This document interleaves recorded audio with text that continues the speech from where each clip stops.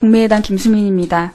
이번 인사청문회에서 제기되는 홍 후보자의 논란을 표현하는 단어가 몇 개 있습니다. 뭐 내노남불 아니면 표리부동 이런 단어들이 몇 개 있는데 왜 후보자를 둘러싼 논란이 이렇게 많다고 생각하시는지 간단하게 얘기해 주시겠어요? 네, 존경하는 우리 김수민 의원님께서 지금 지적하신 대로 그런 논란이 있는 것을 잘 알고 있습니다. 말씀드린 대로 저에 대한 기대가 컸었고 제가 그 기대를 부응하지 못한 탓이 크다고 생각을 합니다. 지금 후보자를 둘러싼 논란이 많은 이유는요. 지금 후보자의 55억에 해당하는 재산이 대한민국 가계평균 재산이 18배 이르기도 아니고요. 엄마가 초등학교 딸에게 2억 2천만 원을 빌려주고 이자를 받는 교묘한 절세 기술을 부렸기 때문도 아닙니다. 후보자가 앞으로는 부의 대물림을 비판하면서 뒤로는 상속 이득을 챙기는 이율 배반적인 모습을 보이고 그것을 국민 앞에 해명하는 과정에서 합리적 절세라는 국민 기만적 단어를 쓰면서 자가당착적인 모습을 보이고 있기 때문입니다. 그 내용 한번 볼게요. 후보자 지난 30년 동안 교수로서, 경실련 재벌개혁위원장으로서, 또 국회의원으로서 재벌개혁과 경제민주화를 일관되게 주장하며 과도한 부의 대물림을 비판해 오셨습니까? 맞죠? 네, 그렇습니다. 맞죠? 제 말씀 네, 조금만 네. 들어보세요. 이미 10수년 전부터 과다한 상속과 증여가 서민의 의욕을 꺾는다며 상속세 및 증여세법 개정안을 공동 발의하셨습니다. 국회의원 시절에요. 맞습니까? 네, 그렇습니다. 이 내용 기억하고 계십니까? 네, 기억합니다. 이 법안을 발의하게 된 제안 이유는 저도 적극 공감하고 있는 내용인데 제가 한번 읽어드릴게요. 현행 세법의 빈틈이 부유층의 합법적 절세 창구가 되어 부의 대물림과 소득 불평등 문제를 심화시키고 있다. 일례로 두 세대에 걸쳐 상속 증여를 하지 않고 세대를 생략하는 경우 두 번의 세금을 한 번으로 가늠할 수 있어 절세 방법이 된다. 이리하여 상속세 및 증여세법 개정이 필요하다라는 것이 개정 이유입니다. 이거 후보자님 내용 기억하고 계실 텐데요. 후보자 얘기 아닙니까? 그래서 그때 그 법이 통과되었다면 지금 제가 좀 덜 답답했을 건데. 그럼 법이 통과되지 않았기 때문에 지금 두 세대를 증여해가지고 상속증여를 했다는 말씀이세요? 의원님 말씀대로 제가 그동안 그렇게 부의 대물림에 대해서 비판을 해왔고요. 그런 공적인 활동을 하고 가장 우리 중산층 서민의 어려움을 가장 통감하고 문제를 지적해온 사람입니다. 후보님 그런 제가 면에서 질문한 거에 대해서만 대답을 해주십시오. 지금 본인이 발의했던 상속세법이 오늘 인사청문회에서 자기 스스로의 발목을 묶는 자승자박으로 되돌아올지 미처 모르셨던 것 같은데 이 내용이요. 후보자 따님이 초등학교 때 외할머니로부터 8억 6,500만 원 상당의 건물을 증여받았는데요. 외할머니가 자신의 딸이 아니라 손녀에게 한 세대를 생략하고 증여함으로 인해서 지금 이 상속세법에 나와 있는 두 번 낼 세금을 한 번으로 가늠하여 절세를 위한 격세 증여를 가능하게 했습니다. 후보자께서 직접 발의하신 개정안의 내용을 후보자께서는 그대로 이용하셔서 합법적 절세 창구로 이용하셨습니다. 이게 법이 만들어지지 않았다는 이유를 지금 말씀하시고 계시는데 전혀 인정할 수가 없고요. 문제는 이뿐만이 아니고요. 초등학교 딸이 이 8억 6천만 원에 관한 건물을 받으면서 증여세를 2억 2천만 원을 내야 됐는데 초등학교 딸이 당연히 돈이 없을 거 아니에요? 엄마한테 돈을 빌려서 세금을 납부했습니다. 그 이름도 어려운 금전대차 소비계약서를 4번이나 작성을 해가면서 초등학교 6학년의 딸이 과연 부동산 관념과 거래 방식을 충분히 숙지해서 이 거래 당시에 그 자리에서 엄마와 아주 정확하게 거래 계약서를 작성을 했습니까? 그 자리에 딸이 있었습니까? 네, 가족들이 그 자리에 딸이 있었냐고 제가 여쭤봅니다. 네, 그 네, 가족들이 아니요로 대답해 주세요.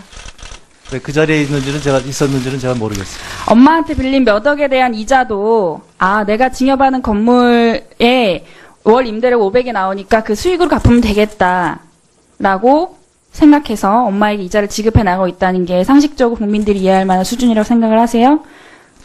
부모가 자식의 세금을 대신 내줄 때 발생하는 4천만 원에 해당하는 증여세를 내지 않으려고 하는 짜고 치는 고스톱이라는 생각을 지울 수가 없습니다. 이 계약으로 딸이 엄마한테 납부해야 될 이자가 지금 한 2천만 원이 되는데 후보자께서 구두로 갚았다고 하셨어요. 근데 통장 거래 내역을 제출하지 않고 계십니다. 존경하는 이제 여당 의원님께서 말씀하셨지만 사인 간의 거래 내역에 관해서는 이제 제출하지 않을 의무가 있다고 하셨는데 과기부 유영민 장관 자녀 증여 문제에 관한 통장 거래 내역 제출했고요. 어제 유남석 후보자도 자녀 금융 거래에 관한 통장 거래 내역서 제출했습니다. 12시까지 제출해 주시기 바라고 이런 후보의 이율 배반적인 모습이 세금 문제에서 끝나는 게 아니라 딴 문제에서 나오고 있는데요. 이 부분 제가 추가로 질문하겠습니다. 꼭 답변하실 내용이 있습니까? 네, 이 같은 질문이시기 때문에 제가 답변을 좀 드리도록 하겠습니다. 당시 상황은 제가 현직에 있을 때입니다. 그래서 현직에 있기 때문에 저희 어머님께서 아마 사정상 증여를 하시기로 결정을 하셨고요. 거기에 대해서 저는 당시에 밤을 새고 일하고 있던 시간이라서 크게 반대할 수 없었습니다. 그래서 대신에 제가 현직에 있고 그 총선이 앞두고 있으니 회계법인에게 증여세를 더 내도 좋으니 조금의 문제도 없도록 처리해달라고 얘기를 한 거고요. 지금 말씀하시는 그 딸과의 이제 증여관계 문제는요. 사실은 저희 입장에서는 어머님께서 그렇게 결정을 하셨지만 미성년자가 현금을 그렇게 많이 갖고 있는 게 바람직스럽지 않다고 생각을 해서 그래서 성년이 된 후에 소득 관리를 하는 게 좋겠다고 그렇게 처리를 한 것 같습니다. 그게 지금 와서 보니까 너무 복잡해서 저희한테도 굉장히 지금 불편하고 답답한 사정이라는 점을 말씀드리고 싶습니다. 네, 다음은 곽대훈 의원님 질의하시겠습니다. 예, 대우 달스갑의 곽대훈입니다. 홍준학 후보자가 이제 장관 후보로 이렇게 지명되고 난 뒤에 여러 가지 의혹들이 많은데 그것을 적극적으로 해명하지 않고 또 소명하지 않는 데 대해서도 굉장히 유감스럽게 생각하고 또 자료로 제출하지 않은 데 대해서도 국회를 경시하거나 국민의 알 권리를 이렇게 제외하는 거 아닐까 이렇게 생각됩니다. 제가 총리께 재청 과정에 관해서 이렇게 물어봤습니다. 근데 총리도 이와 같은 의혹에 대해서 전혀 알고 있지 못하고 재청을 했어요. 그런 걸 보면 지금 이제 총리의 권한도, 재청 권한도 굉장히 무력화되어 있다 이런 생각이 들고 청와대의 과연 검증 시스템이 제대로 작동하고 있는지 여부에 대해서도 저는 굉장히 의문을 많이 가지고 있습니다. 그러나 이 자리를 통해서 후보자에 관해서 철저한 검증만이 또 오늘 주어진 이 자리의 소명이 아닌가 생각됩니다. 그래서 몇 가지 제가 질의를 하겠습니다. 인사 말씀에 보면은 대선 과정에서 중소벤처기업부 신설 공약을 이제 만드셨다고 그러는데 실제 만드셨습니까? 네, 저희 캠프에서 다 같이 얘기를 한 중에. 그런데 알겠습니다.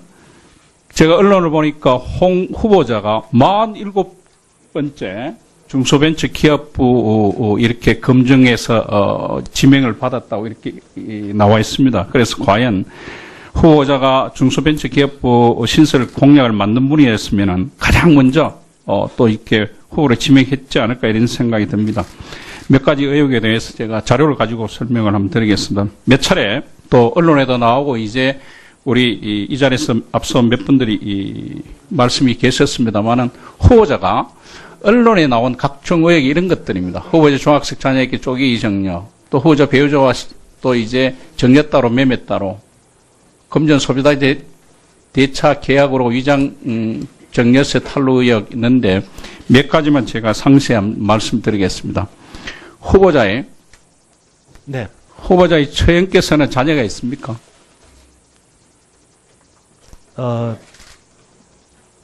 죄송합니다. 그 가족 간 얘기는 가급적 제가 언급하기는. 아니 이 자리에서 처형이 아들이 이제 딸이 있는데 그것도 얘기 못 합니까?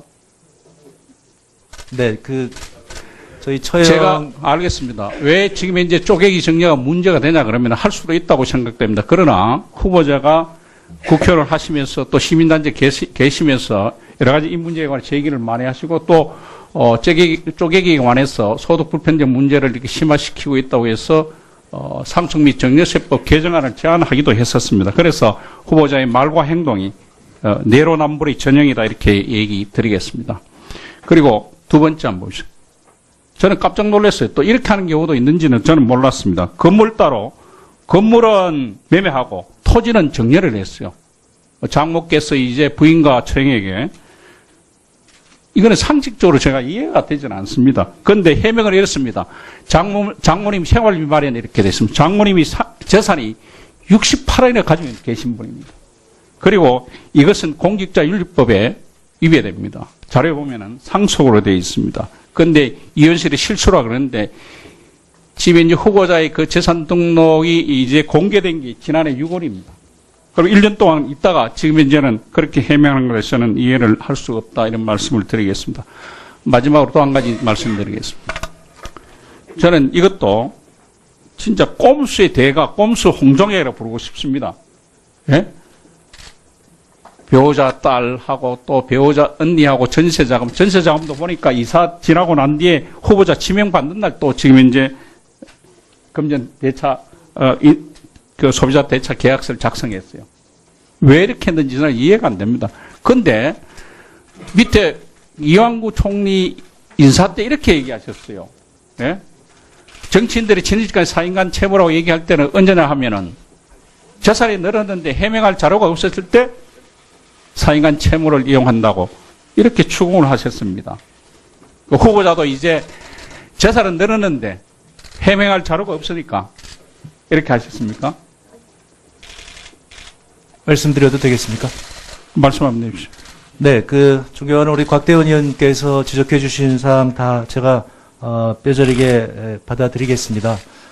제가 말씀드린 대로 제가 관리를 세심하게 이제 하기 못해서 이런 일이 발생한 것 같습니다. 몇 가지만 해명을 드리겠습니다. 어머님께서는 지금 재산을 거의 다 정리를 하셨고요. 그래서 지금 현재 현금이 필요한 상황입니다. 그렇기 때문에 매매를 했다는 말씀을 드리고요. 그 다음에 금전대차 계약서는 그것은 전세금이 저쪽에 빠지지가 않아서 저희도 지금 답답하게 예상보다 오래 길게 되어서 지금 양쪽이 좀 전세금을 다 내고 있습니다. 그래서 어쩔 수 없이 이렇게 일시적으로 잠깐 빌렸고요. 금방 나갈 줄로 생각을 했는데 지금 저쪽에 원래 살던 집이 빠지지가 않아가지고 이런 상황이라고 하는 점을 이해해 주셨으면 좋겠습니다. 네, 곽 의원님 수고하셨습니다. 다음은 송기현 의원님 질의. 일반적인 모습이 세금 문제에서 끝나는 게 아니라 딴 문제에서 나오고 있는데요. 이 부분 제가 추가로 질문하겠습니다. 꼭 답변하실 내용이 있습니까? 네, 이 같은 질문이시기 때문에 제가 답변을 좀 드리도록 하겠습니다. 당시 상황은 제가 현직에 있을 때입니다. 그래서 현직에 있기 때문에 저희 어머님께서 아마 사정상 증여를 하시기로 결정을 하셨고요. 거기에 대해서 저는 당시에 밤을 새고 일하고 있던 시간이라서 크게 반대할 수 없었습니다. 그래서 대신에 제가 현직에 있고 총선이 앞두고 있으니 회계법인에게 증여세를 더 내도 좋으니 조금의 문제도 없도록 처리해달라고 얘기를 한 거고요.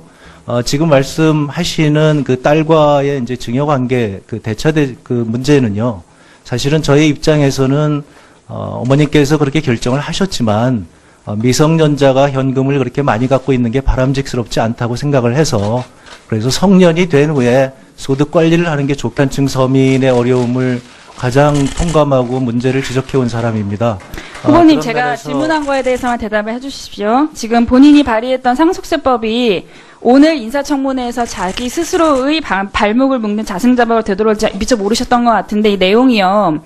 후보자 따님이 초등학교 때 외할머니로부터 8억 6,500만 원 상당의 건물을 증여받았는데요. 외할머니가 자신의 딸이 아니라 손녀에게 한 세대를 생략하고 증여함으로 인해서 지금 이 상속세법에 나와 있는 두 번 낼 세금을 한 번으로 가늠하여 절세를 위한 격세 증여를 가능하게 했습니다.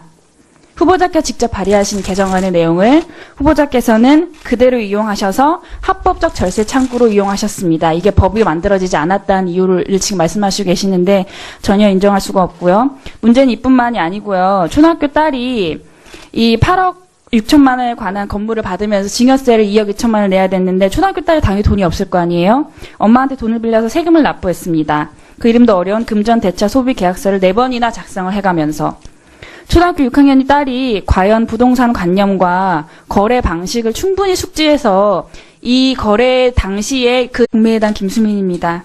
이번 인사청문회에서 제기되는 홍 후보자의 논란을 표현하는 단어가 몇 개 있습니다. 내노남불 아니면 표리부동 이런 단어들이 몇 개 있는데 왜 후보자를 둘러싼 논란이 이렇게 많다고 생각하시는지 간단하게 얘기해 주시겠어요? 네, 존경하는 우리 김수면 의원님께서 지금 지적하신 대로 그런 논란이 있는 것을 잘 알고 있습니다. 말씀드린 대로 저에 대한 기대가 컸었고 제가 그 기대를 부응하지 못한 탓이 크다고 생각을 합니다. 지금 후보자를 둘러싼 논란이 많은 이유는요. 지금 후보자의 55억에 해당하는 재산이 대한민국 가계 평균 재산이 18배 이르기도 아니고요. 엄마가 초등학교 딸에게 2억 2천만 원을 빌려주고 이자를 받는 교묘한 절세 기술을 부렸기 때문도 아닙니다. 후보자가 앞으로는 부의 대물림을 비판하면서 뒤로는 상속 이득을 챙기는 이율배반적인 모습을 보이고 그것을 국민 앞에 해명하는 과정에서 합리적 절세라는 국민 기만적 단어를 쓰면서 자가당착적인 모습을 보이고 있기 때문입니다. 그 내용 한번 볼게요. 후보자 지난 30년 동안 교수로서, 경실련 재벌개혁위원장으로서, 또 국회의원으로서 재벌개혁과 경제민주화를 일관되게 자리에서 엄마와 아주 정확하게 거래 계약서를 작성을 했습니까? 그 자리에 딸이 있었습니까? 네, 가족들이 그 자리에 딸이 있었냐고 제가 여쭤봅니다. 네, 그 네, 가족들이 아니요로 대답해 주세요. 네, 그 자리에 있었는지는 제가 모르겠습니다. 엄마한테 빌린 몇 억에 대한 이자도 내가 증여받은 건물에 월 임대료 500이 나오니까 그 수익으로 갚으면 되겠다라고 생각해서 엄마에게 이자를 지급해 나가고 있다는 게 상식적으로 국민들이 이해할 만한 수준이라고 생각을 하세요? 부모가 자식의 세금을 대신 내줄 때 발생하는 4천만 원에 해당하는 증여세를 내지 않으려고 하는 짜고 치는 고스톱이라는 생각을 지울 수가 없습니다. 이 계약으로 딸이 엄마한테 납부해야 될 이자가 지금 한 2천만 원이 되는데 후보자께서 구두로 갚았다고 하셨어요. 근데 통장 거래 내역을 제출하지 않고 계십니다. 존경하는 이제 여당 의원님께서 말씀하셨지만 사인 간의 거래 내역에 관해서는 이제 제출하지 않을 의무가 있다고 하셨는데 과기부 유영민 장관 자녀 증여 문제에 관한 통장 거래 내역 제출했고요. 어제 유남석 후보자도 자녀 금융 거래에 관한 통장 거래 내역서 제출했습니다. 12시까지 제출해 주시기 바라고 이런 후보의 이율 배반하며 과도한 부의 대물림을 비판해 오셨습니까? 맞죠? 네, 그렇습니다. 맞죠? 제 말씀 네, 조금만 네. 들어보세요. 이미 10수년 전부터 과다한 상속과 증여가 서민의 의욕을 꺾는다며 상속세 및 증여세법 개정안을 공동 발의하셨습니다. 국회의원 시절에요. 맞습니까? 네, 그렇습니다. 이 내용 기억하고 계십니까? 네, 기억합니다. 이 법안을 발의하게 된 제안 이유는 저도 적극 공감하고 있는 내용인데 제가 한번 읽어드릴게요. 현행 세법의 빈틈이 부유층의 합법적 절세 창구가 되어 부의 대물림과 소득 불평등 문제를 심화시키고 있다. 일례로 두 세대에 걸쳐 상속 증여를 하지 않고 세대를 생략하는 경우 두 번의 세금을 한 번으로 가늠할 수 있어 절세 방법이 된다. 이리하여 상속세 및 증여세법 개정이 필요하다라는 것이 개정 이유입니다. 이거 후보자님 내용 기억하고 계실 텐데요. 후보자 얘기 아닙니까? 그래서 그때 그 법이 통과되었다면 지금 제가 좀 덜 답답했을 건데 그럼 법이 통과되지 않았기 때문에 지금 두 세대를 증여해가지고 상속 증여를 했다는 말씀이세요? 의원님 말씀대로 제가 그동안 그렇게 부의 대물림에 대해서 비판을 해왔고요. 그런 공적인 활동을 하고 가장 우리 중산